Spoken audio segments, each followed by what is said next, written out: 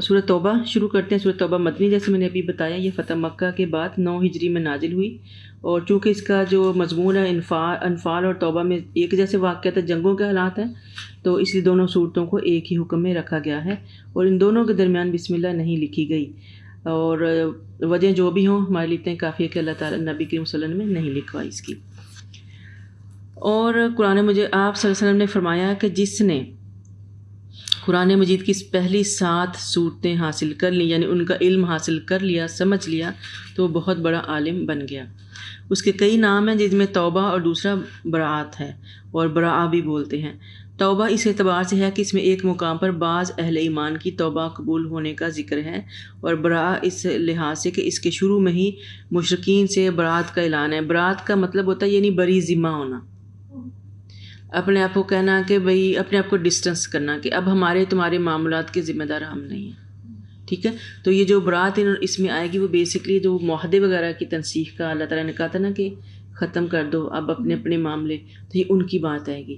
تو اس لیے اس کو سورہ توبہ بھی کہتے ہیں، کیونکہ اس میں کچھ مومنین نے توبہ کا ذکر، اور بہت ڈیٹیل واقعہ ہے اس کے آگے، اور بہت بڑا واقعہ تھا مدینہ کے اندر مسلمانوں کے لیے، اور اس لیے پوری صورت ہی اس کے اندر اتر آئی. اور ساتھ میں اللہ تعالیٰ کیا کہتے ہیں، براءۃ من اللہ ورسولہ الی الذین عاہدتم من المشرکین، جن مشرکوں سے تم نے معاہدے کر رکھے تھے اب اللہ اور اس کا رسول ایسے معاہدوں سے بری ہوتے ہیں. ختم، ہم نے اعلان کر دیا کہ اب وہ معاہدے سے ہمارا کوئی تعلق نہیں ہے، برابری کے بنیاد پہ کیا. اے مشرکو تم زمین میں 4 ماہ چل پھر لو، اور پھر یہ جان لو کہ تم اللہ کو عاجز نہیں کر سکتے، اور اللہ یقیناً کافروں کو رسوا کرنے والا ہے. یہ اللہ تعالیٰ اور اس کے رسول کی طرف سے حج اکبر کے دن تمام لوگوں کے لیے اعلان کیا جاتا ہے کہ اللہ اور اس کا رسول مشرکوں سے بری ذمہ ہے، لہٰذا اگر تم توبہ کر لو تو تمہارے حق میں بہتر ہے، اور اگر تم اعراض کرو تو خوب جان لو کہ تم اللہ کو عاجز نہیں کر سکتے. اور اے نبی ان کافروں کو المناک عذاب کی خوشخبری دے دیجیے. اب ہم دیکھتے ہیں کہ وہ جو ان کے ساتھ معاہدے کیے گئے تھے کافروں کے ساتھ، اللہ تعالیٰ کہتا ہے ان سے بری ذمہ ہو جائیں. اور اب اس کے اندر حج اکبر کا ذکر آتا ہے. ہم لوگوں کی عام طور پہ جو ایک فہم ہوتا ہے، ہم کہتے ہیں جب کوئی جمعے والے دن حج ہو تو حج اکبر ہوتا ہے. نہیں، حج اکبر ہی ہے. اس وقت کے زمانے میں عمرے کو حج اصغر بولتے تھے ایک طرح سے. تو جو حج ہوتا ہے، جو یوم عرفہ والا دن ہوتا ہے، وہی حج اکبر ہوتا ہے. ٹھیک ہے. اور حضرت علی رضی اللہ عنہ کہتے ہیں کہ میں نے رسول کریم صلی اللہ علیہ وسلم سے حج اکبر کے متعلق پوچھا تو آپ نے فرمایا قربانی کا دن یعنی یوم نحر جو ہے وہ حج اکبر ہے. the day of حج، قربانی. جی، قربانی حج والے دن نہیں ہوتی؟ نہیں، قربانی عید والے دن ہوتی ہے. اچھا، حج تو عرفہ پہ ہو گیا نا 9 تاریخ کو. جی، تو آپ نے فرمایا قربانی کا دن حج اکبر یوم نحر ہے، یعنی اگلا دن ہے. تو یہ جو ہماری جو غلطی ہے اس کو نکال دیں. اور اللہ تعالیٰ نے اعلان کیا جاتا ہے کہ اللہ اور اس کا رسول مشرکوں سے بری ذمہ ہیں، لہٰذا یعنی جو بھی مشرک ہیں وہ چاہے آپ کے کتنے رشتہ دار ہیں، آپ ان کے ساتھ کوئی تعلق نہیں ہے. لہٰذا اگر تم توبہ کر لو تو تمہارے حق میں بہتر ہے، اور اگر تم اعراض کرو تو خوب جان لو کہ تم اللہ کو عاجز نہیں کر سکتے. اے نبی ان کافروں کو المناک عذاب کی خوشخبری دے دیجیے. یعنی اگر یہ مسلمان ہو کے آ جاتے ہیں کہ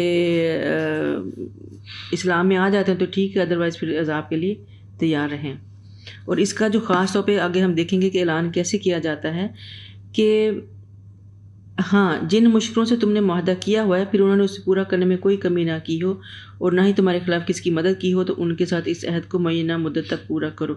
بلا شبہ اللہ متقین کو پسند کرتا ہے. یعنی وہی بات ہم دوبارہ یہاں دہرا رہے ہیں کہ جن لوگوں نے آپ کے ساتھ اپنے معاہدوں کا پاس کیا، ان کے معاہدے جہاں تک آپ نے آپس میں اگری کیے ہوئے ہیں ان تک پہنچنے کی کوشش کرو اور مدت پوری کرو. باقیوں کے ساتھ ختم، جنہوں نے توڑے ہیں اب آپ کا ان کے ساتھ کوئی معاہدہ نہیں ہے. پھر جب حرمت والے 4 مہینے گزر جائیں تو مشرکوں کو جہاں پاؤ قتل کرو، انہیں پکڑو، ان کا محاصرہ کرو، ان کی طاق میں ہر گھات کی جگہ بیٹھو. پھر اگر وہ توبہ کر لیں، صلاۃ قائم کریں اور زکوٰۃ ادا کریں تو ان کی راہ چھوڑ دو، کیونکہ اللہ درگزر کرنے والوں رحم کرنے والا ہے. اور اگر ان مشرکوں میں سے کوئی آپ سے پناہ طلب کرے تو اسے پناہ دے دیجیے حتیٰ کہ اطمینان سے اللہ کا کلام سن لے، پھر اسے اس کی جائے امن تک پہنچا دو. یہ اس کے لیے کرنا چاہیے تاکہ لوگ اس لیے کرنا چاہیے کہ وہ لوگ علم نہیں رکھتے. اب یہاں پہ اللہ تعالیٰ جب کہتے ہیں نا کہ ان کو بتایا جائے منسوخی کا، اور اسپیشلی یہاں کہا گیا کہ جب 4 حرمت والے مہینے گزر جائیں. تو یہاں سے 2 مراد لی جاتی ہے. 2 طرح سے لوگ مراد لیتے ہیں کہ ایک تو وہ جو 4 حرمت والے مہینے ایکچولی اسلام میں ہیں مہینے، جس کے اندر ہم نے کل بھی پڑھا تھا کہ ذی القعدہ، ذی الحج، محرم اور رجب آتا ہے. اور پھر یہاں پہ یہ بھی مراد آتی تھی کٹھے جن دنوں یہ رسول آیا وہی 4 مہینے.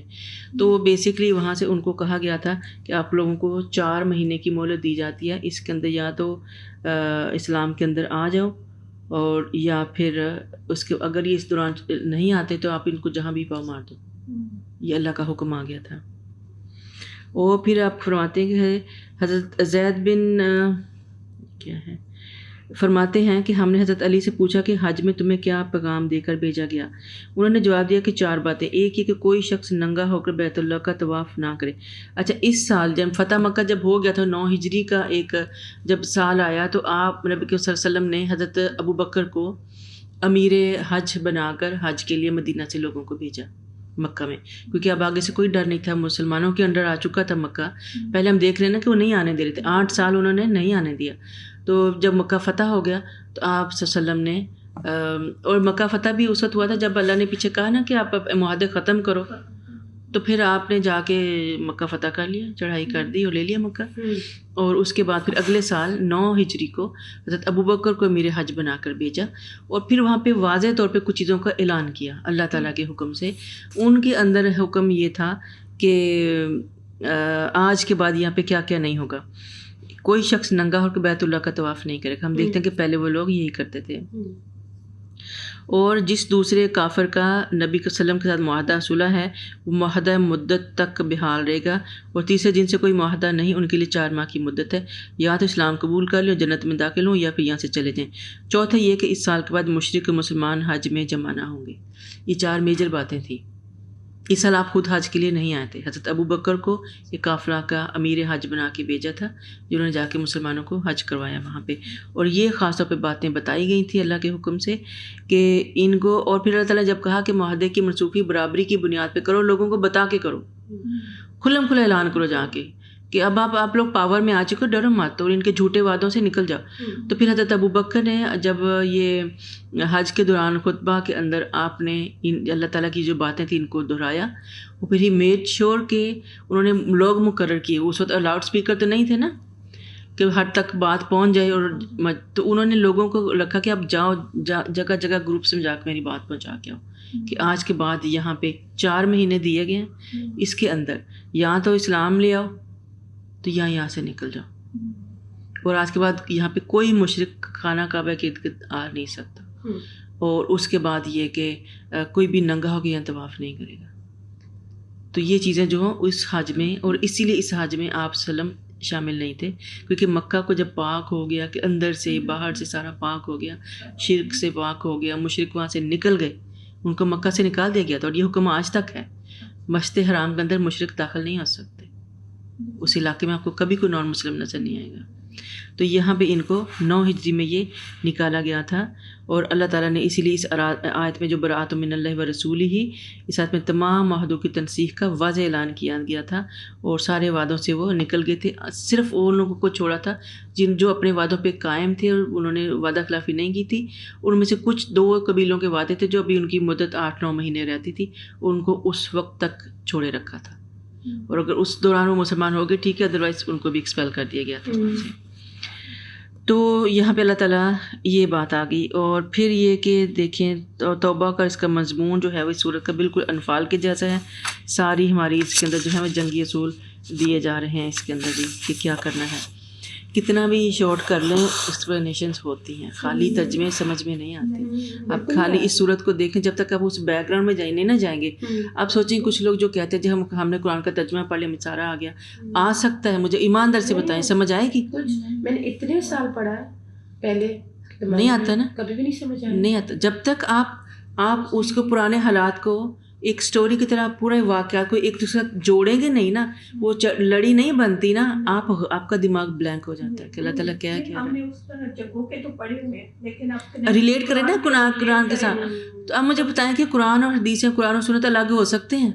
نہیں ہو سکتے. جس نے دین پہ چلنا اس کو دونوں کو لے کے چلنا پڑے گا. آپ کسی ایک چیز کے ساتھ مکمل نہیں ہو سکتے. اور اللہ اور اس کے رسول کے یہاں مشرکوں کا عہد کیسے معتبر ہو سکتا ہے بجز ان لوگوں کے جنہوں نے مسجد حرام کے پاس تم سے عہد کیا تھا, اور جب تک وہ تمہارے ساتھ سیدھے رہے تم بھی ان کے ساتھ سیدھے رہو, اور اللہ تعالیٰ یقیناً متقیوں کو پسند کرتا ہے. ان کا عہد معتبر کیسے ہو سکتا ہے جبکہ اگر وہ تم پر قابو پا جائیں تو تمہارے معاملے میں نہ کسی رشتے کا لحاظ رکھیں گے نہ عہدوں کا, اور باتوں سے ہی تمہیں خوش کرتے ہیں جبکہ ان کے دل وہ بات تسلیم نہیں کرتے, اور ان میں سے اکثر بد عہد ہیں. یہ ان کفار کی اللہ تعالیٰ خوبیاں بتا رہا ہے کہ یہ کس طرح کے لوگ ہیں. جب بھی موقع ملے گا آپ کو نقصان پہنچائیں گے. سو اب آپ وعدوں سے نکل جاؤ. انہوں نے اللہ کی آیت کو تھوڑی سی قیمت پر بیچ دیا اور پھر ان لوگوں کو اللہ کی راہ سے روک دیا. بلا شبہ بہت برے کام ہیں جو وہ کر رہے ہیں. کسی مومن کے معاملے میں نہ کسی قربت کا لحاظ رکھتے ہیں اور نہ ہی عہد کا, اور یہی لوگ شرارتوں میں حد سے بڑے ہوئے ہیں. ہاں اگر یہ توبہ کر لیں اور نماز قائم کریں اور زکوٰۃ ادا کریں تو تمہارے دینی بھائی ہیں, اور ہم اپنے احکام ان لوگوں کے لیے تفصیل سے بیان کرتے ہیں جو علم رکھتے ہیں.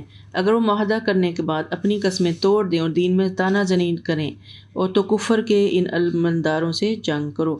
یہ اللہ تعالیٰ یہ بھی بتا رہا ہے کہ کن سے جنگ کرنی اور کن سے نہیں. جو لوگ مان جائیں, وعدے میں آ جائیں, اسلام میں آ جائیں, ان سے جنگ نہیں کرنی, چاہے وہ بظاہر ہی آپ کو لگ رہا ہے مسلمان. دلوں کے حال اللہ جانتا ہے, آپ نے ظاہر پہ معاملہ کرنا ہے.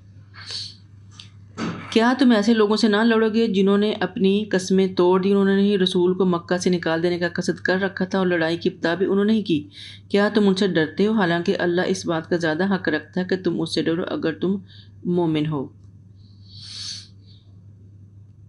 یہ پھر وہی آ گیا کہ اللہ تعالیٰ یاد کروا رہا ہے, چونکہ یہ آیات جو ہے وہ 9 ذی الحج میں نازل ہوئی جبکہ مکہ فتح ہو چکا تھا اور کئی فیصلہ کن جنگوں میں مسلمان فتح و نصرت سے ہمکنار ہو چکے تھے. مگر دوسرا رخ یہ ہے کہ اب بھی عرب میں مشرکین کی تعداد مسلمانوں سے زیادہ تھی. تمام معاہدے کالعدم قرار دیے جا چکے تھے. قریش کو بیت اللہ سے بے دخل کر دیا گیا تھا, اور ان حالات میں یہ خطرہ ہو سکتا تھا کہ مشرکین متحد ہو کر جوابی کارروائی کی کوشش کریں جس کے لیے مسلمانوں کو ذہنی طور پر تیار کیا جا رہا ہے. یہ ہے وجہ ان کو جنگ کی تیاری کی. پھر یہ حالات بتا رہے ہیں کہ یہ بار بار چونکہ آپ کے خلاف یہ اتحاد کرتے ہیں اور لڑائی کی سازشیں کرتے ہیں اور جنگ میں پہل بھی کرتے ہیں, اور جنگ بدر میں بھی ان کا قافلہ حالانکہ بچ نکلا تھا لیکن پھر بھی انہوں نے جنگ میں پہل کی آ کے, تو اب یہ کسی بھی نرمی کے لائق نہیں ہے. آپ کو ان کے اوپر نرم ہونے کی ضرورت نہیں ہے. رحم صرف اللہ تعالیٰ کی. اللہ سے جو ڈرتا ہے اللہ تعالیٰ اس کے معاملات درست کر دیتا ہے, اس کے دل سے لوگوں کا خوف بھی نکل جاتا ہے. اب یہ کہ اللہ تعالیٰ سے ڈرنے کا معیار کیا ہے. نبی اکرم صلی اللہ علیہ وسلم نے فرمایا کہ اللہ سے ایسے ڈرو گویا کہ تم اللہ کو دیکھ رہے ہو, یا اگر ایسا مرتبہ نہیں حاصل کر سکتے تو کم از کم اتنا یقین رکھو کہ وہ تمہیں دیکھ رہا ہے. یہ تقویٰ کے لیے بہت ضروری ہے. قاتلوہم یعذبہم اللہ بایدیکم وَيُخْزِهِمْ وَيَنْصُرْكُمْ عَلَيْهِمْ وَيَشْفِي صُدُورَ قَوْمٍ مُؤْمِنِينَ. تم ان سے جنگ کرو, اللہ انہیں تمہارے ہاتھوں سزا دے گا, انہیں رسوا کرے گا, تمہیں ان پر مدد دے گا اور مسلمانوں کے سینوں سے جلن مٹا کر ٹھنڈا کر دے گا. مسلمان تو جو نکالے گئے تھے مکہ سے جل رہے تھے, اندر ان کے تپش تھی نا, کتنا سب کچھ چھوڑ چھاڑ کے اور کتنا انہوں نے ذلیل کر کے ان کو کیا ہوا تھا وہاں پہ. تو اللہ تعالیٰ کہتا ہے کہ تمہارے سینوں کو ٹھنڈ پہنچے گی اور ان کے دلوں کا غصہ دور کر دے گا, اور اللہ جسے چاہتا ہے توبہ کی توفیق بھی دے دے گا. یقیناً اللہ سب کچھ جاننے والا حکمت والا ہے. کیا تم نے سمجھ رکھا ہے کہ تمہیں چھوڑ دیا جائے گا جبکہ اللہ نے ابھی معلوم ہی نہیں کیا کہ تم میں سے کن لوگوں نے جہاد کیا اور اللہ اور اس کے رسول اور مومنوں کے سوا کسی کو اپنا دلی دوست نہیں بنایا, اور جو کچھ تم کرتے ہو اللہ اس سے خوب واقف ہے. یعنی جہاد کے ذریعے بھی مسلمانوں کے ایمان کا ٹیسٹ مقصود ہوتا ہے. مشرکوں کا یہ کام نہیں کہ وہ اللہ کی مسجدوں کو آباد کریں, وہ تو خود اپنے آپ پر کفر کی شہادت دے رہے ہیں. یہی لوگ ہیں جن کے سب اعمال ضائع ہو گئے اور وہ ہمیشہ جہنم میں رہیں گے. اللہ کی مساجد کو آباد کرنا اس کا کام ہے, اور جو اللہ پر و آخرت کے دن پر ایمان لائے, نماز قائم کرے, زکوٰۃ ادا کرے, اللہ کے ساتھ کسی سے نہ ڈرے, امید ہے کہ ایسے لوگ ہدایت یافتہ ہوں گے. اب یہاں مسجدوں کو آباد کرنے کی بات آ رہی ہے. مسجدوں کو آباد کرنا جو ہے وہ ایک اسلامی فریضہ ہے ہم سب کا.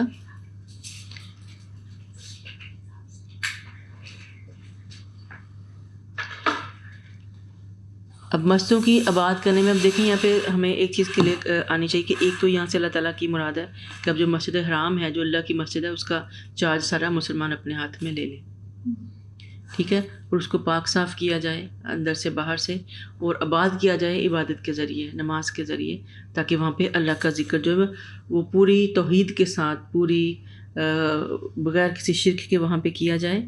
اور اللہ تعالیٰ فرماتے ہیں کہ بے شک وہاں پہ اس وقت تک جو تھے نا انہی کے پاس تھا نا سارا، اور وہ بھی ایک مذہبی اپنا فرض سمجھ کے کرتے تھے، لیکن چونکہ اندر بہت شرک تھا تو اللہ تعالیٰ کہتا ہے کہ یہ ساری چیزیں جو ہیں بے معنی ہیں، پانی پلانا سارا کچھ سارے نیک عمل بے معنی ہیں، کیونکہ یہ ان سب کے اندر شرک شامل ہے۔ اب حضرت ابو سعید کہتے ہیں کہ آپ صلی اللہ علیہ وسلم نے فرمایا اگر تم کسی آدمی کو مسجد میں آتا جاتا دیکھو تو اس کے ایمان کی گواہی دے دو، کیونکہ اللہ تعالیٰ نے فرمایا اللہ کی مسجد صرف وہی بات کرتے ہیں جو اللہ اور یوم آخرت پر ایمان لاتے ہیں۔ تو اگر ایک بندہ مسجد میں آ جا رہا ہے، نمازیں پڑھ رہا ہے، تو تم مت کرو ہاں جی ہمیں پتہ ہے نمازیں تو پڑھتا لیکن اس میں یہ کرتا ہے وہ کرتا ہے، ہم نہیں ہوتے کسی کو جج کرنے والے۔ اگر وہ اللہ کے خوف سے مسجد میں جا رہا ہے تو بس ہم سمجھیں کہ وہ مسلمان ہے، ٹھیک ہے، اس کے ایمان کی گواہی دیں۔ پھر مسجدوں کی بات کرنے میں ان کی تعمیر، صفائی، نمازوں وغیرہ کے انتظامات اور ان کا دیکھ بھال شامل ہے۔ گویا مسلمانوں سے کہا جا رہا ہے کہ اب بیت اللہ کی تولیت جو ہے وہ مشرکوں کے ہاتھ میں نہ رہے۔ حضرت ابو ہریرہ کہتے ہیں کہ ایک آدمی رسول اکرم صلی اللہ علیہ وسلم کے پاس آیا اور کہنے لگا مجھے ایسا عمل بتائیے جو جہاد کی ہم پلہ ہو، تو آپ نے فرمایا کہ میں ایسا کوئی عمل نہیں پاتا۔ یعنی کتنا بھی آپ کوئی بھی عمل کر لیں، جہاد کا جو درجہ اللہ نے رکھا ہے وہ بہت بلند ہے۔ جو جہاد کے لیے نکلتے ہیں وہ اپنا سب کچھ داؤ پہ لگا کے نکلتے ہیں۔ اللہ تعالیٰ فرماتا ہے کہ آخرت کے دن پہ ایمان لو، اللہ کی راہ میں جہاد کرے، اللہ کے نزدیک یہ برابر نہیں ہو سکتے۔ یعنی باقی آپ مسجدوں کو بھی جو اتنا اجر کا کام ہے مسجدوں کو جو ہے وہ کرنا، آباد کرنا، لیکن جہاد ان سے بڑھ کے ہوتا ہے۔ جو لوگ ایمان لائے اور ہجرت کی، اپنے اموال اور جانوں سے اللہ کی راہ میں جہاد کیا، اللہ کے ہاں ان کا اجر بہت بڑا ہے، درجہ بہت بڑا ہے، اور اللہ ایسی لوگوں کو کامیابی عطا فرماتا ہے۔ ان کا رب انہیں اپنی رحمت اور رضامندی کی خوشخبری دیتا ہے، اور ان کے لیے ایسے باغات ہیں جن کی نعمتیں دائمی ہیں، وہ ان میں ہمیشہ رہیں گے، بلا شبہ اللہ کے ہاں ان کے لیے بہت بڑا اجر ہے۔ اے ایمان والو، اگر تمہارے باپ اور تمہارے بھائی ایمان کے مقابلے میں کفر کو پسند کریں تو انہیں بھی اپنا رفیق نہ بناؤ، تم میں سے جو شخص انہیں رفیق بنائے تو ایسے ہی لوگ ظالم ہیں۔ اے نبی، آپ مسلمانوں سے کہہ دیجئے اگر تمہیں اپنے ماں باپ، اپنے باپ، بیٹے، اپنے بھائی، اپنی بیویاں، اپنے کنبے والے اور وہ اموال جو تم نے کمائے ہیں، وہ تجارت جس کے مندہ پڑنے پر تم ڈرتے ہو، اور تمہارے مکان جو تمہیں پسند ہیں، اللہ اور اس کے رسول اس کی راہ میں جہاد کرنے سے زیادہ محبوب ہیں، تو انتظار کرو یہاں تک کہ اللہ اپنا حکم لے آئے، اور اللہ نافرمان لوگوں کو ہدایت نہیں دیتا۔ جہاد اللہ کے نزدیک بہت ہی امپورٹنٹ اور بڑی چیز ہے۔ یعنی اللہ تعالیٰ یہاں ایک چیز جس سے انسان کو پیار ہوتا ہے ان کا ذکر کر کے اللہ کہتا ہے یہ ساری چیزیں جو تمہیں پیاری ہیں، اگر یہ اللہ اور رسول کی جو جہاد کی کال ہے اس کے راہ میں آ جائیں تو پھر تم انتظار کرو اللہ تعالیٰ تمہارا کیا حال کرے گا۔ اللہ اس سے پہلے بہت سے موقع پر تمہاری مدد کر چکا ہے، اور حنین کے دن بھی تمہاری مدد کی جبکہ تمہیں اپنی کثرت پر ناز تھا، مگر وہ کثرت تمہاری کسی کام نہ آئی، اور زمین اپنی وسعت کے باوجود تم پر تنگ ہو گئی، تم پیٹ پھیر کر بھاگ کھڑے ہوئے۔ پھر اللہ نے اپنے رسول پر اور مومنوں پر تسکین نازل فرمائی، اور ایسے لشکر اتارے تمہیں نظر نہیں آتے تھے، اور کافروں کو سزا دی، اور کافروں کا یہی بدلہ ہے۔ ابھی ایک اور جنگ کے حالات اس کے بیک گراؤنڈ میں آ رہے ہیں، وہ ہے جنگ حنین۔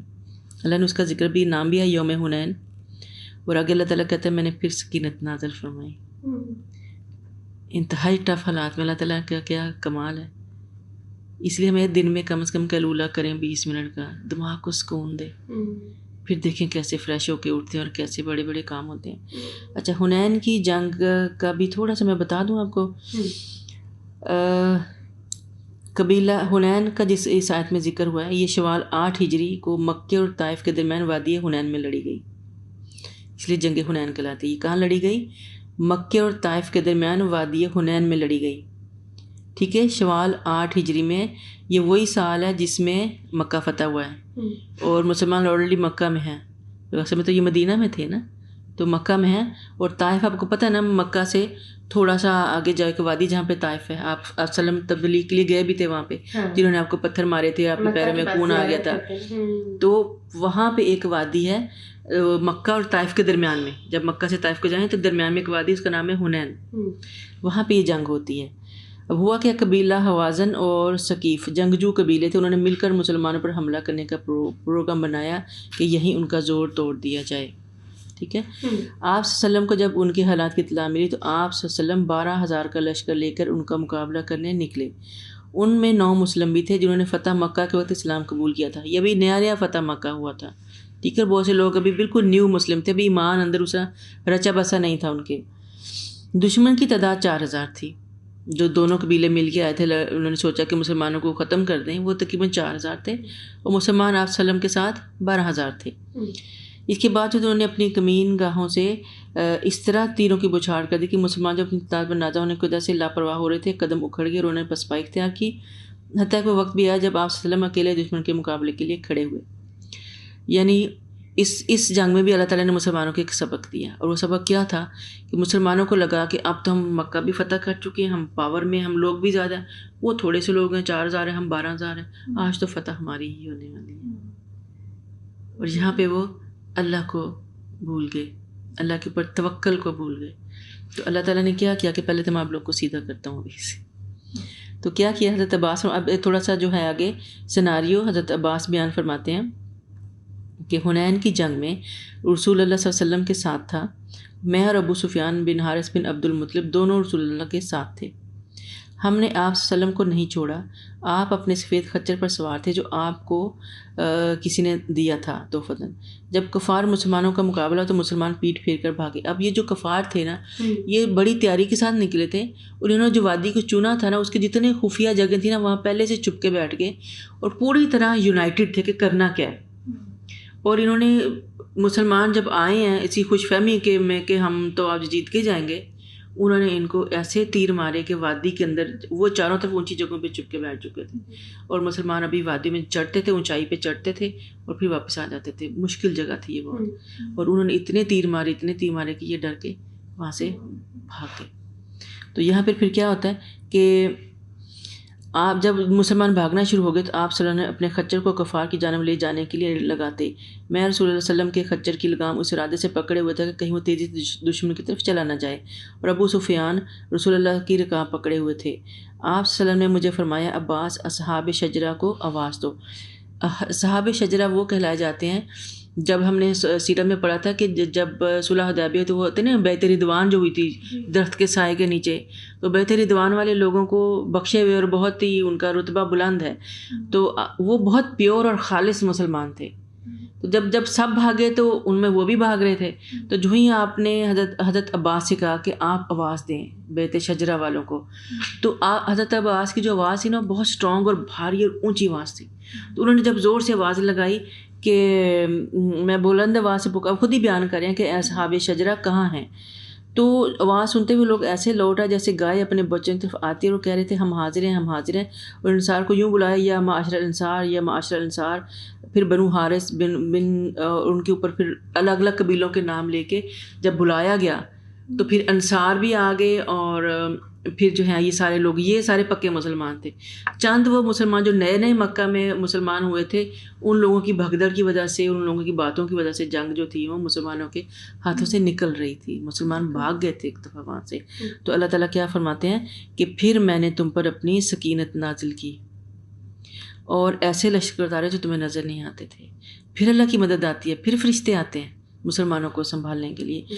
جب دشمنوں نے آپ کو گھیر لیا اور آپ خچر سے اترے اور زمین پر سے ایک مٹھی خاک اٹھائی اور کفار کی طرف پھینکی، پھر آپ نے فرمایا دشمن کے چہرے بگڑ جائیں، پھر کفار میں سے کوئی ایسا نہ بچا جس کی آنکھوں میں اس مٹھی کی وجہ سے مٹی نہ گئی ہو۔ یہ جنگ بدر میں بھی ہوا تھا، اللہ کے حکم سے آپ نے موجے جو اتنے ہوئے تھے، یوں ایک مٹھی بھر کے زمین سے ایسے پھینکی اور ان کے پورے جتنے لوگ تھے ان کی آنکھوں میں جا کے پڑ گئی تھی۔ تو یہاں بھی یہی ہوا تھا، ایک تو اللہ نے ان کے اوپر سکینت نازل کی، ٹھنڈا کیا، کام کیا ان کو، اور اوپر سے آپ نے مٹھی جو تھی وہ، اور یہی بات اللہ بار بار ریپیٹ کر رہا ہے کہ جنگیں جیتنے کے لیے آپ کو اپنی قوت پہ ناز نہیں ہونا چاہیے۔ کوئی بھی جنگ اللہ کی مرضی اور اس کی مدد کے بغیر نہیں جیت جاتی، اس لیے اللہ پہ توکل کرنا بہت ضروری ہے آپ کے لیے۔ پھر اس کے بعد اللہ جسے چاہتا ہے توبہ کی توفیق دے دیتا ہے، اور اللہ درگزر کرنے والا ہے۔ اور یا ایھا الذین آمنوا انما المشرکون نجس فلا یقربوا المسجد الحرام بعد عامہم ھذا وإن خفتم عیلۃ فسوف یغنیکم اللہ من فضلہ ان شاء ان اللہ علیم حکیم۔ اے ایمان والو، بلا شبہ مشرک نجس ہیں، لہٰذا اس سال کے بعد مسجد حرام کے قریب بھی نہ پھٹکنے پائیں، اور اگر تمہیں مفلسی کا ڈر ہو تو اللہ اگر چاہے تو جلد ہی تمہیں اپنی مہربانی سے غنی کر دے گا، اور بلا شبہ اللہ سب کچھ جاننے والا اور حکمت والا ہے۔ اب یہاں پہ اعلانیہ مشرکوں کو مسجد میں آنے سے منع کر دیا. مسجد حرام میں ابھی ہم بات کرتے ہیں مشرک مسجد حرام کے قریب بھی نہ آنے دیا جائے. اور یہ کہ یہ ان کو کہا گیا کہ یہ نجس ہیں. اب نجس جو ہے اس لیے کہ ان کا عقیدہ خراب ہے, ان کا عقیدہ نجس ہے, عقیدے میں شرک ہے, اس لیے باطنی نجاست کی بات ہو رہی ہے. اور بعض کے قریب یہ ظاہری نجاست بھی, کیونکہ جب بندہ مسلمان نہیں ہوتا تو بہت سی چیزوں کا خیال نہیں رکھتا, استنجا نہیں کرتے, وہ وضو نہیں کرتے, نہاتے اس طرح نہیں ہے, تو وہ گندے ہی ہوئے نا ایک طرح سے. لیکن یہ مطلب نہیں کہ آپ ان سے اپنی خدمت نہیں لے سکتے, یہ آپ کے کام کر سکتے ہیں. اور آگے ہم تھوڑا سا اور آئیں گے تو میں انشاءاللہ وہ بھی بتاؤں گی. پھر یہ کہ مشرکین کو حرم سے بے دخل کرنے کا ایک مطلب یہ بھی تھا کہ تمام معیشت جو ہے وہ تبدیل ہو جائے. کیوں؟ کیونکہ ہم پڑھتے ہیں کہ مکہ جو تھا وہ سینٹر تھا اس علاقے کا. یہاں پہ لوگ کاروبار کے لیے بھی آتے تھے, حج کے لیے بھی آتے تھے, عمرے کے لیے بھی آتے تھے. ایک بڑی فضیلت اس جگہ کو حاصل, جس کی وجہ سے مکہ کا رزق لگا ہوا تھا, مکہ والوں کا رزق لگا ہوا تھا. خود لوگ اب بھی دیکھو کتنے لوگ, ہم کتنا جاتے ہیں وہاں پہ, کتنا خرچ کر کے آتے ہیں وہاں پہ, چیزیں لیتے ہیں, شاپنگ کرتے ہیں, کھانے کھاتے ہیں. عمرے کا آج نام لے لو اور آپ کا پیسہ نکلنا شروع ہو جاتا ہے ویزوں پہ, اس پہ. تو یہ سارا ان کو جا رہا ہے نا. تو یہ اس وقت بھی ہوتا تھا مختلف شکلوں میں. تو اب یہ تھا کہ اگر ہم ان کو نکالنے کا مطلب تھا کہ وہ سارا سسٹم ختم, تو پھر وہاں مفلسی بھی آ سکتی تھی نا. تو اللہ تعالیٰ کہتے ہیں چونکہ وہ تجارت کا مرکز تھا تو اسے یہ خوف ہونا قدرتی امر تھا کہ کہیں روز مرہ کے استعمال کی اشیاء مثلا خوراک وغیرہ ہی مارکیٹ سے غائب نہ ہو جائیں. تاہم اللہ تعالیٰ نے اپنا وعدہ پورا کیا اور حنین سے بہت سا مال غنیمت ملا. کیونکہ جب اللہ تعالیٰ نے فرشتے بھیجے اور جنگ کا پانسہ پلٹتا ہے, مسلمان واپس ہی یونائٹڈ ہوتے ہیں, تو پھر جنگ جیت لی جاتی ہے نا. تو پھر کافر بھاگ جاتے ہیں. جب بھاگ جاتے ہیں تو پھر ان کا جتنا مال تھا مسلمانوں کے ہاتھ لگا, اس سے پھر یہ جو سنبھلنے کا ٹائم تھا اس نے اس کا سپورٹ کیا اس چیز نے, اور معیشت جو تھی وہ مزید بہتر ہوتی گئی. اور اس کے بعد اللہ تعالیٰ فرماتے ہیں کہ کہاں تھے ہم, ان لوگوں کے ساتھ جنگ کرو جو نہ اللہ پر ایمان لاتے ہیں, نہ آخرت کے دن پر, نہ ان چیزوں کو حرام سمجھتے ہیں جو اللہ نے ان کے رسول نے ان کے لیے حرام کی ہیں, اور نہ ہی دین حق کو اپنا دین بناتے ہیں. اور وہ لوگ اہل کتاب میں سے ہیں یہاں تک وہ اپنے ہاتھ سے جزیہ ادا کریں اور وہ نکو بن کر رہنا پسند کر لیں. اب ایک اور شک آ گئی جنگ کی, کہ جنگ جو ہے وہ ان کے ساتھ کی جائے جو اللہ کے خلاف ہے اور اللہ کے رسول کے خلاف ہے, انلیس کہ وہ اہل کتاب جو ہیں اپنے ہاتھوں سے, یعنی وہ آپ کی اطاعت قبول کر لیں, آپ کے انڈر رہ کے رہنا قبول کر لیں, اور اس کے بدلے میں آپ کو جزیہ دیں. جزیہ یعنی ٹیکس ادا کریں. ٹھیک ہے, بہت سی ابھی بھی ہیں جیسے لوگ کہتے ہیں کہ بھئی ہم آپ کو ٹیکس, آپ ہمیں تنگ نہ کریں, ہم اپنے معاملہ خود ہی دیکھیں گے, لیکن آپ اس کے بدلے ہمیں اتنا ٹیکس لیتے رہیں اور ہم سے جنگ نہ کریں. تو اس کو جزیہ دینا کہتے ہیں. تو اللہ تعالیٰ نے کہا کہ ہاں اگر وہ آپ کی اطاعت میں رہ کے پھر آپ کو سرنڈر کرتے ہیں, آپ کی طاقت کو مانتے ہوئے آپ کو جزیہ دینا قبول کر لیں تو ٹھیک ہے. یہودی کہتے ہیں, اللہ تعالیٰ فرماتے ہیں وقالت الیہود عزیز ابن اللہ وقالت النصارى المسیح ابن اللہ ذالک قولہم بافواہہم یضاہئون قول الذین کفروا من قبل قاتلہم اللہ انا یؤفکون. یہودی کہتے ہیں کہ عزیز اللہ کا بیٹا ہے, اور عیسائی کہتے ہیں مسیح اللہ کا بیٹا ہے, نعوذ باللہ.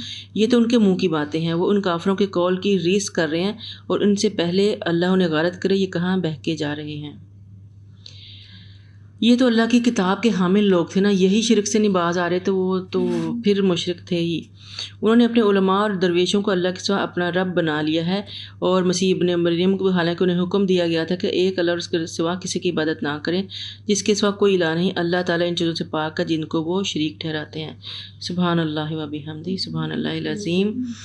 اللہ پر ایمان کامل جو ہوتا ہے, جو لوگ اللہ تعالیٰ کے ساتھ جنگ کرتے ہیں وہ وہی ہیں جن کا ایمان کامل نہیں ہوتا, آخرت پر ایمان نہیں ہوتا, نبی کو آخری نبی نہیں مانتے, اور ان چیزوں کو حرام سمجھتے ہیں جنہیں اللہ نے حلال کیا, نبی نے حلال کیا, جن کو اللہ نے حرام کیا اس کو حلال بناتے ہیں, یعنی ساری چیزیں بدل دیتے ہیں. تو ایسے لوگوں سے اللہ تعالیٰ نے کہا کہ ان کے ساتھ جنگ کرو.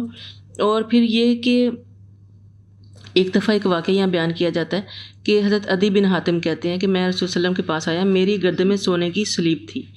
آپ نے فرمایا عدی اس بت کو پورے پھینک دو. آپ نے اس کو، اور پھر آپ نے یہ آیت پڑھی، یہ جو ابھی ہم پڑھ کے آئے ہیں کہ اتخذوا احبارهم ورهبانهم اربابا، کہ یہ جو آپ لوگوں کے جو یہ کیا ہوتے ہیں، یہ دو چیزوں کی، رہبان یعنی درویش جو ہوتے ہیں آپ لوگوں کے، اور اللہ کے، ان کو آپ نے جو علماء ہوتے ہیں اس قوم کے اور جو درویش ہوتے ہیں ان کو یہ لوگ مولوی، جیسے آج کل ہم کرتے ہیں نا، اپنے پیر فقیر اور مرید بن جاتے ہیں ان کی، اور ان کو درباروں کو عزت دینا شروع کر دیتے ہیں. تو یہ اس کے بارے میں آیت آ گئی کہ پھر صلی اللہ علیہ وسلم نے فرمایا وہ لوگ ان مولویوں اور درویشوں کی عبادت نہیں کیا کرتے تھے، لیکن جب یہ مولوی اور درویش کسی چیز کو حلال قرار دے دیتے وہ حلال جان لیتے، جب حرام قرار دیتے تو حرام سمجھ لیتے. یعنی ان کی جو تعلیمات ہیں جو انہوں نے بدل دی تھیں ان کی وجہ سے ان کی بھی شامت آئی ہوئی ہے. اور یہ کہ سلیب کا گلے میں ہونا بھی ایک طرح کا شرک ہے، کیونکہ آپ اس عقیدے کو مان رہے ہو جو سلیب سے متعلق ہے. اور سلیب سے عقیدہ کیا متعلق ہے کہ انہوں نے عیسیٰ کو اللہ کا بیٹا بنا دیا ہوا ہے. اس لیے لوگ کہتے ہیں نا میری کرسمس، تو آپ تو ان کے ساتھ شامل ہوں گے. کہنا بھی نہیں چاہیے، نہیں کہنا چاہیے، کیونکہ ساری چیزیں جھوٹ ہیں. میری کرسمس کہتے ہیں، میری یعنی حضرت مریم جو تھیں، حضرت عیسیٰ کب ہوئے تھے؟ کرسمس کب مناتے ہیں لوگ؟ دسمبر کے 25 کو. اور اللہ تعالیٰ کلیئرلی قرآن میں کیا کہہ رہا ہے کہ جب وہ آگے سر مریم ہم نے پڑھا تھا نا کہ کھجور کے تنے میں بیٹھو اور اس کو ہلاؤ اور پکی بھی کھجوریں گریں گی. تو اللہ کی قدرت بھی ہو سکتی ہے، لیکن عام حالات میں دیکھیں کہ کھجوریں جو ہیں وہ سمر میں پکتی ہیں. تو یہ ساری چیزیں جھوٹ پہ بیس ہے. وہ چاہتے ہیں کہ اللہ کے نور کو اپنی پھونکوں سے گل کر دیں، لیکن اللہ کو یہ بات منظور نہیں اور اپنے نور کو پورا کر کے رہے گا، خواہ یہ بات کافروں کو کتنی ہی بری لگے. وہی تو ہے جس نے اپنے رسول کو ہدایت اور سچے دین کے ساتھ بھیجا تاکہ وہ اس دین کو سب ادیان پر غالب کر دے، خواہ یہ بات مشرکوں کو کتنی ہی ناگوار گزرے. یا ایھا الذین آمنوا ان کثیرا من الاحبار والرہبان لیاکلون اموال الناس بالباطل ویصدون عن سبیل اللہ والذین یکنزون الذہب والفضة ولا ينفقونها فی سبیل اللہ فبشرهم بعذاب علیم. اے ایمان والو، یہودیوں کے اکثر عالم اور درویشوں کا یہ حال ہے کہ ان لوگوں کے مال ناجائز طریقوں سے کھاتے ہیں، جیسے آج کل ہمارے درباروں والے کھاتے ہیں، تبرکوں کی شکل میں لیتے ہیں لوگوں سے، اللہ کے راستے سے روکتے ہیں. ظاہر شیطانی راستے اختیار کریں گے تو اللہ کا راستہ تو نہ ہوا نا. اور جو لوگ سونا اور چاندی جمع کر کے رکھتے ہیں اور اس اللہ کی راہ میں خرچ نہیں کرتے، اے نبی نے آپ المناک عذاب کی خوشخبری دے دیجئے، جس دن اس سونے اور چاندی کی جہنم کی آگ میں تپایا جائے گا، پھر اس سے ان کی پیشانیوں، پہلوؤں، پشتوں کو داغا جائے گا اور کہا جائے گا یہ ہے وہ خزانہ جو تم نے اپنے لیے جمع کر رکھا تھا، لہٰذا اب اپنی جمع شدہ دولت کا مزہ چکھو. جی، حضرت ابو ہریرہ کی روایت ہے، آپ صلی اللہ علیہ وسلم نے فرمایا جو سونے اور چاندی کا مالک اس کا حق ادا نہیں کرے گا تو یوم قیامت اس کے لیے آگ کے تختے بنائے جائیں گے، پھر انہیں جہنم کی آگ سے گرم کر کے اس کے پہلو، پیشانی اور پیٹھ پر داغ لگائے جائیں گے. جب وہ ٹھنڈے ہو جائیں گے تو دوبارہ گرم کیے جائیں گے. اس طرح یہ اس یوم مسلسل یہی ہوتا رہے گا جس کی مقدار 50,000 سال ہے. بالآخر جب بندوں کا فیصلہ ہو جائے گا تو یا تو اسے جنت کا راستہ بتا دیا جائے گا یا جہنم کا.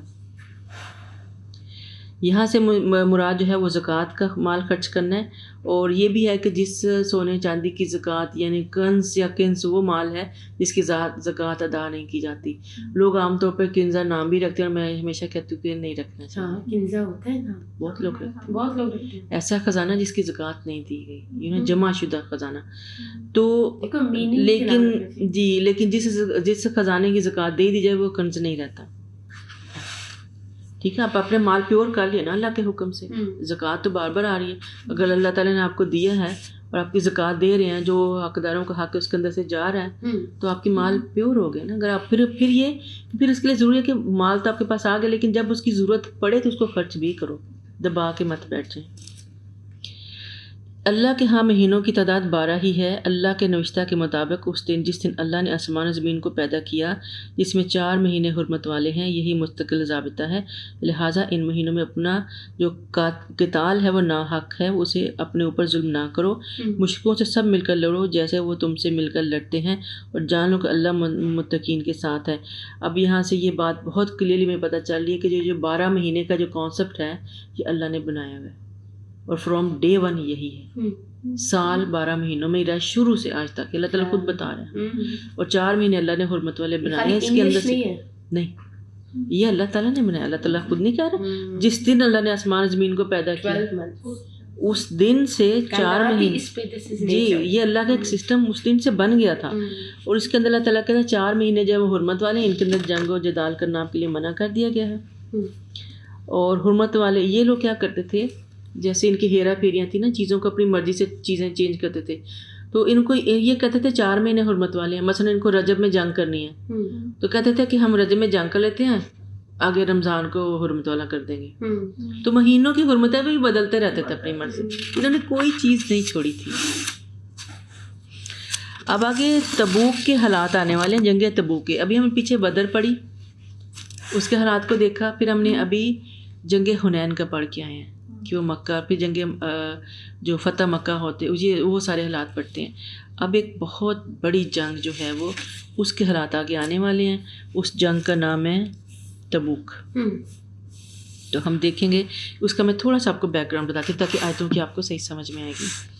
تھوڑا سا لمبا ہو رہا ہے آج, لیکن آپ کو تھوڑا سا سمجھ میں آ جائے گا. تبوک جو ہے ایک مشہور مقام ہے, جگہ کا نام ہے, جو مدینہ سے شمال کی طرف واقع ہے. 600 میل کی مسافت ہے. 600 میل, مدینہ سے 600 میل دور ہے. ٹھیک ہے, قریب نہیں ہے, میل کی بات کری میں. یہ واقعہ فتح مکہ کے بعد 9 ہجری میں پیش ہے. مکہ فتح ہو چکا تھا, مسلمان واپس مدینہ میں آ چکے تھے, اور 9 ہجری میں پیش آیا. یاد رکھیں فتح مکہ 8 ہجری میں ہوئی تھی. یہ سن آگے والی آیتوں میں بہت امپورٹنٹ ہو جائیں گے. اور غزوہ وہ جنگ تھی جس میں آپ صلی اللہ علیہ وسلم خود شریک ہوئے. جس میں آپ شریک نہیں ہوئے اس کو سریہ بولتے ہیں. تو جب بھی بات ہوگی نا غزوہ, تو سوچے کہ اس کے اندر آپ خود شامل تھے. اچھا, ہوا یہ کہ ملک شام یعنی یہ جو سیریا وغیرہ ہے, یہ جو سارا علاقہ تھا, اس کے اوپر ایک قبیلہ جو تھا وہ غسان کی حکومت تھی, جو شاہ روم کے تابع تھے. ہم نے ابھی پیچھے پڑھا نا کہ کچھ جو اسٹیٹس ہوتی ہیں وہ اپنے آپ کو جزیہ دے کے اپنے آپ کو ان کی حفاظت میں لے جاتے ہیں کہ ہم آپ کو ٹیکس دیتے ہیں, یو ٹیک یور فاسٹ. یا وہ حکمران جو ہوتے ہیں وہ آتے ہیں, ان کو اپنے تابع کرتے ہیں, اور اس کے بدلے میں وہ ٹیکس دیتے ہیں. یعنی آپ کی جتنی ٹوٹل آپ کی جو انکم ہے اس کا 10%, 20%, 30% آپ ہمیں دیں گے, اس کے بدلے میں آپ ہمارے انڈر رہو گے, ہم آپ کو پروٹیکٹ کریں گے. تو یہ جو قبیلہ تھا, شام کا جو حکمران تھا, یہ شاہ روم کے انڈر تھے, ان کے تابع تھے. ٹھیک ہے, تو اس نے کیا ہوا کہ اس کو جو تھا نا وہ اسے آپ کی فتوحات سے بہت فکر لگی. مسلمانوں کی مسلسل جیتیں جو وہ سن رہا تھا. ہم کس وقت کی بات کر رہے ہیں؟ 9 ہجری کی. آپ سلم کے وفات سے 1 سال پہلے کی. مسلمان پوری ترقی پکڑ رہا تھا یہاں پہ نا. مکہ بھی فتح ہو گیا نا, تب یہ ڈر گئے کہ یہ نہ اب ان کا رخ ہماری طرف ہو جائے, تو کیوں نہ ان کے آنے سے پہلے ہی ہم ان کی چڑھائی کر کے ان کو ختم کر دیں. ٹھیک ہے, یہ خود انیشیٹ کر رہے تھے ساری چیز, یہ اہل شام تھے. ٹھیک ہے, اب اس نے کیا کیا کہ اس نے جو ہے شاہ روم جو ہے وہ اس وقت کا جو بہت بڑی پاور تھی, آپ کو پتہ ہے نا, 2 ہی بڑی پاورز تھیں اس وقت, کیسر اور روم. کیسر اور کسرا بولتے ہیں ان کو. ایک ایران اور یہ ساری سائڈ, تو دوسری یہ ساری تھی, یہ کرسچن تھے, وہ مجوسی تھے. تو اس نے سوچا کہ ان کو بلا کر ان کو ساتھ ملایا جائے اور مکہ پہ یعنی مدینہ پہ چڑھائی کر کے مسلمانوں کو ختم کر دیا جائے. جب آپ نبی صلی اللہ علیہ وسلم کو پتہ چلا تو آپ نے فیصلہ کیا کہ اس سے پہلے کہ یہ ہمارے پاس پہنچے, ہم ان کے سر پہ پہنچتے ہیں جا کے. جگرا دیکھیں. اور اس وقت اگر ہم حالات کو دیکھیں ڈیٹس کو, تو آپ صلی اللہ علیہ وسلم کی عمر تقریباً 62 ہو رہی ہے یہاں پہ. 600 میل دور جگہ ہے مدینہ سے. لیکن یہ بھی تو تھا نا مسلمانوں کو. یس, لیکن کہتے ہیں نا اللہ تعالیٰ کہتے ہیں نا اوپر والے ہاتھ میں کیا بولا, پیچھے والے ہاتھ میں اللہ تعالیٰ نے اپنا دین تو نافذ کرنا تھا نا, اس کے لیے حالات پیدا کرنے تھے. تو دور دور زمین تو بہت بڑی ہے نا, خالی مدینہ تو نہیں تھا, مکہ تو نہیں تھا, تو کسی نہ کسی بہانے تو نکلیں گے نا اللہ کا پیغام لے کے. تو اللہ تعالیٰ موقع بھی بنا رہا ہے. تو اب ان لوگوں کو نے خود ہی شیطانی کام کیا, تو آپ نے فیصلہ کیا کہ دشمن کے علاقے میں جا کر لڑیں گے, ان کو آنے کا موقع نہیں دیں گے, ان کے گھر جا کے مار کے آئیں گے ان کو. تو بہت سی جنگوں میں آپ کی حکمت عملی ہوتی تھی کہ جیسے ابھی بھی کوئی جنگ ہونی ہے, ہماری بارڈر پہ ہمارے فوجی کیا کریں ہمیں نہیں پتہ. وہ عام پبلک کو ہیرس نہیں کرتے, وہ اپنے بہت سی چیزوں کو سیکرٹ رکھتے ہیں, جس سے ایک تو امن رہتا ہے, دوسرا ادھر کے لوگوں کو نہیں پتہ چلتا, اپنے ارادوں کی خبر نہیں ہوتی. تو آپ بھی ایسی کام کرتے تھے کہ لوگ ارادوں کی خبر نہ ہو, چپ کر کے حملہ. یہاں پہ یہ اتنا بڑا فیصلہ تھا، اتنا بڑا فیصلہ کہ اور اتنا مشکل فیصلہ تھا یہ کہ آپ صلی اللہ علیہ وسلم نے کلیئرلی بتا دیا کہ کیا ہونے والا ہے، ہم وہاں جا کے لڑیں گے. اور یہ جو وقت تھا یہ کیا تھا، اس کو جنگ جیش الاسرا بھی بولتے ہیں. اسرا آپ کو پتہ نا تنگی کو کہتے ہیں، جیسے ہم پڑھتے ہیں نا انا مالو سے یسرا، تنگی کے بعد آسانی ہے. تو اسرا جو ہوتی ہے وہ تنگی ہوتی ہے، یسرا جو ہوتی ہے وہ آسانی ہوتی ہے. اس کو جیش الاسرا بھی کہتے ہیں کیونکہ یہ جو وقت تھا، ایک تو سفر بہت لمبا تھا. اب وہ گاڑیاں اور بریگیڈ وہ تو نہیں ہوتی تھی نا، چاند ایک گھوڑے اور چاند ایک اونٹ اور پیدل 600 میل، گرمی، فصل پکنے کا ٹائم آیا ہوا تھا. سمجھو اپریل مئی کا، جون کا زمانہ، جب فصلیں تیار ہوتی، سارے سال کی کسان نے اپنی کھیتی اتارنی ہوتی ہے، وہ ٹائم تھا. اور جنگی ساز و سامان بھی کم ہی تھا مسلمانوں کے پاس. اور ایسے وقت میں جب جہاد کا اعلان کیا جائے تو بڑے بڑے لوگوں کو دل کانپ جاتے ہیں. یہ بہت مشکل صورتحال تھی، ٹھیک ہے. اور لڑنا بھی کس کے ساتھ؟ رومیوں کے ساتھ جا کے، جو طاقتور ایک سلطنت تھی ان کی، ٹھیک ہے. آپ نے جہاد کا اعلان کر دیا، سب کو نکلے. یہ نہیں کہا کہ اتنے لوگ آ جائیں، انہوں نے کہا سب نکلو، سب کو نکلنے کا حکم دے دیا. تقریباً 30,000 صحابہ جو مجاہد ہیں وہ تیار ہو گئے. آپ نے اس سے پہلے اس سے پہلے کہ آپ جنگ کریں، آپ نے چونکہ کھلم کھلا اعلان کر دیا تھا تو دونوں سائڈوں کو کوئی شک نہیں تھا کیا ہونے جا رہا ہے. ادھر بھی پتہ تھا کہ ہم کدھر جا رہے ہیں، زندگی موت اللہ کے ہاتھ میں. پوری طرح شہادت کے جذبے سے لوگ نکلے تھے. اتنی دور جانا بے سر و سامانے کی حالت میں، اور اتنے بڑے جا کے ٹکر لینی. لیکن اللہ پہ توکل تھا نا، کیونکہ اللہ نے تیاری کر دی تھی لوگوں کی. اب یہ بالکل آخری ٹائم آ رہا ہے آپ وسلم کے زمانے کا، لوگ بہت مضبوط ہو چکے تھے. لیکن پھر بھی اندر ایسے لوگ تھے جن کے دل کمزور بھی ہوئے، وہ ہم آگے حالات دیکھیں گے جا کے. لیکن اس سے پہلے کہ آپ اپنے دستے لے کے نکلتے، آپ نے شاہ روم کو خط لکھا. آپ نے ان کو بتایا کہ اسلام کی دعوت دی، اگر آپ لوگ اسلام قبول کر لو تو ہم جنگ نہیں کریں گے. اچھا، اس کا دل مان گیا لیکن اس کی قوم نہیں مانی، تو وہ پھر واپس ہو گیا، نہیں اسلام قبول کیا. تب جو تھا مسلمان جو تھے وہ نکل پڑے گھروں سے. پھر یہ 30,000 لوگ جنگ کرنے کے لیے شام پہنچتے ہیں. 30,000 لوگ جنگ کرنے، 30,000 کا قافلہ مدینہ سے نکل سیریا پہنچتا ہے، ٹھیک ہے. یہ شام، ملک شام بولتے ہیں اس کو. اس وقت وہاں پہنچتے ہیں، وہ لوگ ڈر گئے، آگے سے نکلے ہی نہیں جنگ کے لیے. 20 دن آپ وسلم اپنی فوجوں کے ساتھ وہاں انتظار کرتے رہے ان لوگوں کا. وہ لوگ نہیں آئے اور کسی میں مقابلے کی ضرورت نہ ہوئی. ارد گرد کے جو چھوٹے قبیلے تھے یا چھوٹی چھوٹی اسٹیٹس تھیں، وہ لوگ آئے اور انہوں نے آپ کو صلی اللہ علیہ وسلم کے ساتھ اطاعت گزاری کا کیا اور کہا کہ ہم آپ کو ٹیکس دیں گے، جزیہ دیں گے، اور ہماری وفاداریاں آپ کے ساتھ، یعنی ان کے ساتھ مل گئی. مسلمان نہیں ہوا لیکن اس وقت کم از کم ٹیکس دے کے اپنے لیے پروٹیکشن لے لی مسلمانوں کے ساتھ. تو یہ تھی جنگ تبوک. اب ہم دیکھتے ہیں کہ اس جنگ کے لیے ہوا کیا کیا اس کے ساتھ. پھر یہ کہ مسلمان جو تھے وہ کامیاب ہو کر واپس لوٹے، اور پھر حضرت عمر کے زمانے میں یہ سارا ملک جو تھا وہ فتح ہو گیا. اور اسرائیل کے مقبوضہ علاقے کے علاوہ سارا علاقہ آج بھی اسلام کے اندر ہے. جتنا گلف ہے، یہ جتنا یہ سارا سیریا، لبنان لے لیں، جارڈن لے لیں، یہ بلاد شام بھی بولتے ہیں ان کو، یہ فلسطین، یہ سارے علاقے اس وقت روم کے انڈر تھے نا، بلاد شام کہلاتا تھا. تو سوچے کتنی بڑی طاقت تھی. پھر حضرت عمر نے آ کے ان کو مکمل طور پہ مسلمانوں کے انڈر کر دیا. صرف جو اس وقت جو اسرائیل نے زبردستی قبضہ کیا جس علاقے پہ، وہ اس کے پاس ہے، باقی سارا آج بھی مسلمانوں کے پاس ہے. تو یہ تھی وہ جنگ تبوک. اب ہم دیکھتے ہیں کہ اللہ تعالیٰ قرآن میں اس کا نقشہ کیسے کھینچتا ہے. اچھا جی، ہاں جی، میں آپ کو بتاتی ہوں. یہ ہے آیت نمبر ہے 37، سورۃ توبہ 37. بے شک مہینوں کو پیچھے ہٹا دینا ایک مزید کافرانہ حرکت ہے. مہینوں کا دل بدل کرتے تھے نا جنگوں کے لیے. اللہ نے منع کیا تھا ان مہینوں میں جنگ و جدال سے، جن سے کافر گمراہی میں پڑے رہتے ہیں، اور ایک سال کسی مہینہ کو حلال کر لیتے ہیں، دوسرے سال حرام، تاکہ اللہ کے حرام مہینوں کی گنتی بھی پوری کر لیں اور اپنی مرضیاں بھی کر لیں. جسے اللہ نے حرام کے حلال کر لیں، اور ان کے لیے برے اعمال ہمیشہ خوش نما بنا کر دیے گئے ہیں. اللہ کافروں کو ہدایت نہیں دیتا. یہ جو چلاکیاں کرنے لوگ ہوتے ہیں نا، اکثر ان کو لگتا ہے کہ دے آر ویری اسمارٹ. وہ ان کی اسمارٹنس آج بھی نا لوگوں کے اپنے پھندا بنتی ہے گلے کا. یا ایھا الذین آمنوا ما لکم اذا قیل لکم انفروا فی سبیل اللہ فی سبیل اللہ ثاقلتم الی الارض اردیتم بالحیات الدنیا من الآخرہ فمتاع الحیات الدنیا فی الآخرۃ الا قلیل۔ اے ایمان والو، تمہیں کیا ہو گیا ہے کہ جب تمہیں کہا جائے کہ اللہ کی راہ میں جہاد کرنے کو نکلو تو تم زمین کی طرف بچھ جاتے ہو؟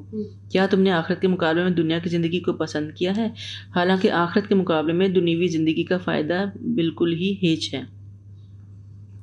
جب آپ نے اس جنگ کا اعلان کیا تھا تو بہت سے لوگ، میں بتایا نا، مشکل حالات تھے تو ڈفرینٹ ریئیکشنز آئے لوگوں کے۔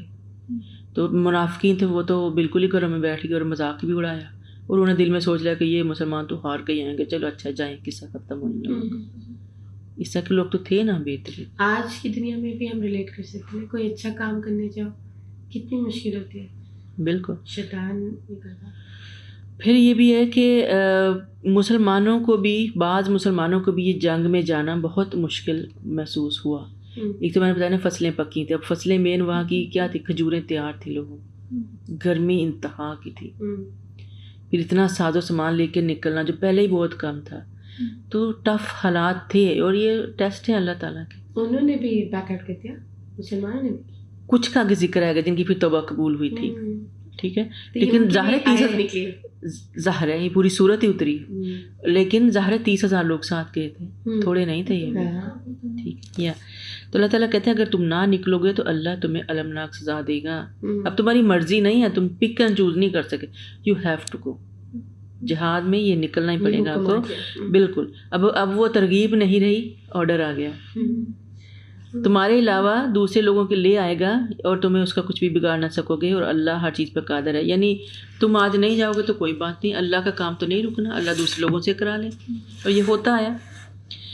اگر تم اس نبی کی مدد نہ کرو گے تو اس سے پہلے اللہ نے اس کی مدد کی جب کافروں نے اسے مکہ سے نکال دیا تھا، جبکہ وہ دونوں غار میں تھے، اور وہ دو میں سے دوسرا تھا۔ وہ اپنے ساتھی سے کہہ رہا تھا غم نہ کر، ان اللہ معانا، بے شک اللہ تعالیٰ ہمارے ساتھ ہے۔ پھر اللہ تعالیٰ نے اس پر اپنی طرف سے سکون نازل کیا، یہاں پھر سکینت آ گئی۔ کتنی امپورٹنٹ چیز ہے یہ سکینت اللہ کی طرف سے۔ ایسے لشکروں سے اس کی مدد کی جو تمہیں نظر نہیں آتے تھے، اور کافروں کے قول کو سرنگوں کر دیا۔ بول تو اللہ ہی کا بالا ہے، اللہ ہر چیز پر غالب اور حکمت والا ہے۔ یہ اس واقعے کی طرف اشارہ ہے جب آپ صلی اللہ علیہ وسلم نے ہجرت کی اور مکہ سے نکلے اور غار ثور میں 3 دن بیٹھے رہے، تو تب اللہ تعالیٰ نے کفار جو تھے ان کو ڈھونڈتے ہوئے بالکل غار کے باٹم تک پہنچ گئے تھے، اتنا کہ نیچے دیکھو، اگر وہ ذرا سے نیچے جھک جاتے تو آپ کو بیٹھے ہوئے دیکھ لیتے۔ تو وہاں پہ حضرت ابو بکر تھوڑا سا گھبرا گئے، تو پھر اللہ تعالیٰ کہتے ہیں کہ یہاں پہ جو 2 میں سے تیسرا میں تھا وہاں پہ، تو میں نے جب تم نے وہ نہیں سنا جب ایک دوسرے سے کہہ رہا تھا کہ ان اللہ مانا، تو جب حضرت اللہ پھر نبی کے وسلم نے حضرت ابو بکر سے کہا کہ غم نہ کر، اللہ ہمارے ساتھ ہے، کچھ نہیں ہوتا۔ تو یہ اللہ تعالیٰ اپنا یہ وہ ٹائم یاد کرا رہا ہے کہ تمہارے نبی کی میں نے تم لوگوں کی کس موقع پہ میں نے مدد کی ہوئی ہے۔ تو جنگ بدر میں کتنے واقعات معجزات ہمارے سامنے آتے ہیں۔ تو پھر یہی بات ہے کہ یہاں بھی اللہ تعالیٰ نے اس واقعے کی طرف اشارہ ہے۔ پھر اللہ تعالیٰ کہتے ہیں کہ ان کے اوپر اپنی طرف سے سکون نازل کیا، اور ایسے لشکروں سے مدد کی جو تمہیں نظر نہیں آتے۔ یہ پھر بدر کے حالات آ گئے یہاں پہ، تو اللہ تعالیٰ کہتے ہیں میرا ہی بول بالا ہوگا ہر چیز پر، کیونکہ میں ہی غالب اور حکمت والا ہوں۔ ہلکے بھی نکلو اور بوجھل بھی، اپنے اموال اور جانوں سے اللہ کی راہ میں جہاد کرو، یہی بات تمہارے حق میں بہتر ہے، کاش تم جانتے۔ یعنی ہلکا بوجھل کا بھی یہاں ایک پیچھے ایک واقعہ آتا ہے کہ یہ اب زیادہ ہو جائے گا، میں انشاءاللہ پھر بتاؤں گی، لیکن اللہ تعالیٰ کا حکم ہے کہ ہر حال میں، چاہے موٹے ہو، پتلے ہو، چھوٹے ہو، بڑے ہو، لیو، ٹھیک ہے۔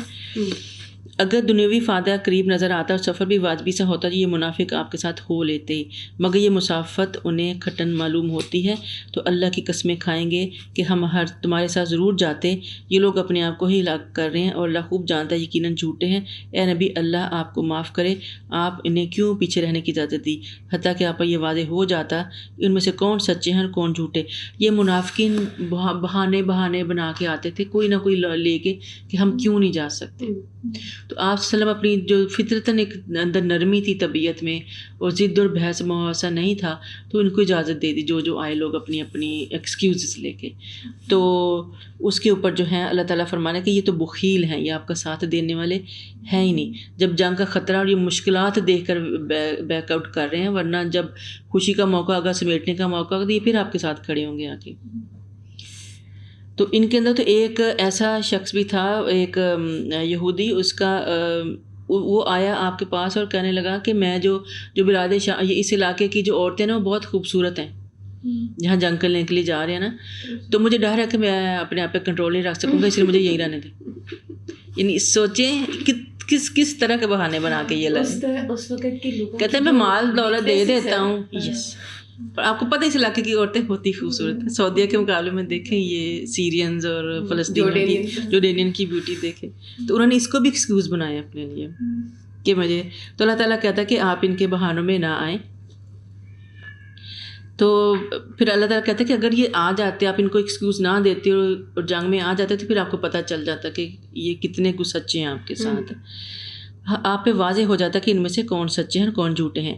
اور جو اللہ اور آخرت کے دن پہ ایمان رکھتے ہیں وہ آپ سے ایسی رخصت نہیں مانتے کہ انہیں اپنے اموال اور جانوں سے جہاد کرنے سے معاف کیا جائے، اور اللہ متقین کو خوب جانتا ہے. آپ سے اچھا یہاں سے جو ہے نا، پیچھے تو ہم دیکھ رہے ہیں کہ منافقوں کا ذکر آ رہا ہے نا، منافقوں نے کیا کیا کیا، لیکن یہاں سے اب کچھ آیتوں کے اندر متقین کا ذکر آئے گا، مسلمانوں کا، کہ ان کا جو رویہ تھا وہ جنگ غزوہ تبوک کے متعلق کیا تھا. اس کے اندر 3 گروپ بن گئے. ایک وہ تھا جو انتہائی شوق و ذوق سے جذبے جہاد کے لیے نکلا، ان کا ذکر آگے آئے گا، آگے والی آیات میں آئے گا. ٹھیک ہے. پھر وہ مومنین صادقین جو سچے دل کے ساتھ آپ کے ساتھ نکلنا چاہتے تھے مگر سواری نہ ملنے کی وجہ سے یا کسی معذوری کی وجہ سے انتہائی دلگیر تھے، ان کا حالات آگے 91 92 آیت میں آئے گا. اور پھر تیسرا درجہ وہ تھا جو مسلمان ابتدائی تردد کا شکار ہو مگر جلدی سنبھل گئے اور آپ وسلم کے ساتھ نکل کھڑے ہوئے. ٹھیک ہے. یہ یعنی گریجولی تیار ہو گئے، شروع میں تھوڑے سے ریلکٹنٹ تھے لیکن پھر مان گئے. چوتھے وہ لوگ تھے جنہیں کوئی عذر مانے نہ تھا، محض سستی اور آرام کی وجہ سے رہ گئے اور احساس ہونے پر اعتراف کر لیا اور خود کو سزا کے لیے پیش کر دیا، لہٰذا ان کا ذکر آیت نمبر 118 میں آئے گا. اور یہ وہ لوگ ہیں جن کی توبہ قبول ہوتی ہے، جس کی وجہ سے سورۃ توبہ آئی. یہاں پہ آیت آئیں گی، یہ 11ویں سپارے میں آئے گا ان کا ذکر، لیکن صورت یہی چل رہی ہے فی الحال. ٹھیک ہے. تو ابھی ہم پہلا جو طبقہ ہے وہ آ گیا، جو ہے متقین، جنہوں نے اپنی جان مال سے جہاد کے لیے نکل پڑے. آپ سے رخصت صرف وہی لوگ مانگتے ہیں جو اللہ اور آخرت پر ایمان نہیں رکھتے اور ان کے دلوں میں شک ہے، وہ اپنے اسی شک میں متردد ہیں. اگر ان کا نکلنے کا ارادہ ہوتا تو اس کے لیے کچھ تیاری بھی کرتے، لیکن اللہ کو ان کی روانگی پسند ہی نہ تھی، لہٰذا اللہ نے انہیں سست بنا دیا اور کہہ دیا کہ تم بیٹھ رہنے والوں کے ساتھ ہی بیٹھے رہو. اب کیوں اللہ کو ان کی نہیں پسند تھی روانگی؟ اگر وہ نکلتے بھی تو تمہارے اندر خرابی ہی کا اضافہ کرتے، تمہارے درمیان فتنہ ڈال کر ادھر ادھر دوڑتے پھرتے، اور پھر بھی تم کچھ لوگ ایسے ہیں جو ان کی باتیں دھیان سے سنتے اور اللہ سے ظالموں کو خوب جانتا ہے. یعنی اگر یہ منافقین آپ کے ساتھ چل بھی پڑتے تو آپ کے جنگ کے حالات کو خرابی کرتے، آپ کی فوجوں میں پھوٹ ڈال دیتے، لوگوں کا دل خراب کر دیتے، انہیں کا ایمان خراب کر دیتے، دوڑتے پھرتے اپنا کام کرتے رہتے. تو بہتر ہے یہ ادھر ہی بیٹھے رہیں، سستی کے مارے ادھر ہی بیٹھے رہیں. اس میں بھی اللہ کی حکمت تھی کہ یہ لوگ نہ جا سکیں. نیز لوگ اس سے بھی فتنہ گیزی کر چکے ہیں اور آپ کے امور کو درہم برہم کرنے کے لیے الٹ پھیر کرتے رہے ہیں، حتیٰ کہ اللہ کا وعدہ سچا ہوا، یعنی اسلام غالب آ گیا اور اللہ کا حکم غالب ہوا، جبکہ یہ ناک منہ چڑھا رہے ہیں.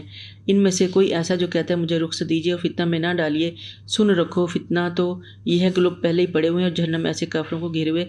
یہاں پہ وہ اس کا آ گیا کہ جب یہ منافقین فتنوں کی بات کرے تو ایک آدمی نے کہا کہ وہاں کی جو عورتیں ہیں میرے لیے فتنہ ہو سکتی ہیں. تو ڈفرینٹ قسم کے بہانے تھے لوگوں کے پاس.